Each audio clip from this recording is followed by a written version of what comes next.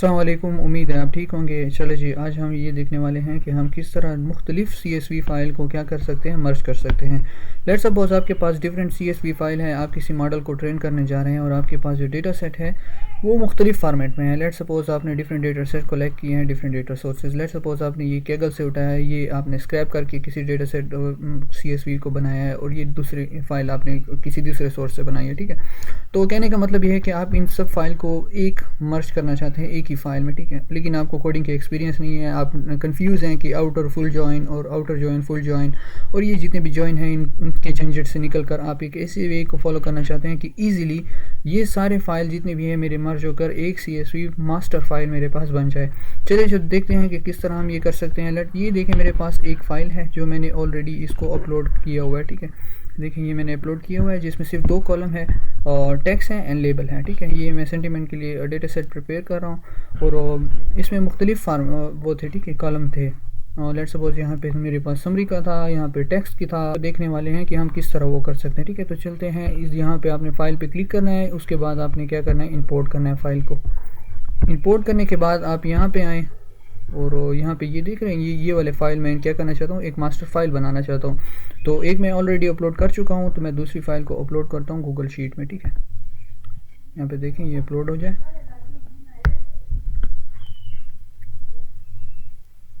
तो ये काफ़ी आसान मेथड रहता है एज़ कम्पेयर टू आप कोडिंग करें, फिर उसमें कभी कभार डिबगिंग आती है, प्रॉब्लम आती है। तो आप टाइम सेव करने के लिए ये काफ़ी ईजी टेक्निक है कि आप इसको यूज़ करें और आप स्पीड डालें। यहाँ पे एक चीज़ गौर करने की है कि आपने यहाँ देखें, यहाँ पे आपने आना है और यहाँ पे अपेंड टू करंट शीट कर देना है। ठीक है, बस इतना सा काम करना है और आपका काम क्या हो जाएगा। ठीक है,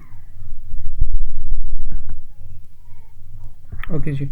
तो ये हमारे पास क्या हो गया, अपेंड हो गया है और ये इस फाइल के अंदर क्या हो गया, इंसर्ट हो चुका है। ठीक है, अब इसके बाद हम क्या करते हैं, दूसरी फाइल को इंसर्ट करते हैं।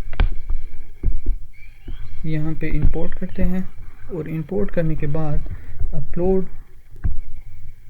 के बाद हम 3 को उठाते हैं। ठीक है, 3 वाली फाइल को उठाते हैं और उसको जाके अपलोड करते हैं। यहाँ पे आपने दोबारा ख्याल रखना है, अपेंड टू करंट शीट और ओके कर देना है। ठीक है, तो ये आपका काम हो जाएगा। यहाँ पे देखें आप सेव हो गया। अब दूसरी चीज़ ये है कि जब भी आप इस डेटा को अपलोड करते हैं तो एक चीज़ का आपने ख्याल रखना है कि यहाँ पे आप मैं लिखता हूँ लेबल। ठीक है, यहाँ पे DL पूरा कर देते हैं। यहाँ पे देख रहे हैं आप, यहाँ पे ये वाली रोज़ इंसर्ट हो चुकी है। इट मीन दैट कि ये हमारा जो ओल्ड जो डेटा सेट था या CSV फाइल था और ये जो इसके नीचे आ रहा है हमारे पास न्यू फाइल है। लेट्स सपोज यहाँ पे 2 फाइल्स हमारे पास क्या हुई, इंसर्ट हुई, लेकिन हम यहाँ पे ब्रेक पॉइंट नहीं लगाना चाहते। हम कहते हैं कि इसको क्या कर दो, एक फ़ाइल बना दो। तो हम क्या करते हैं, इस रो को डिलीट कर देते हैं।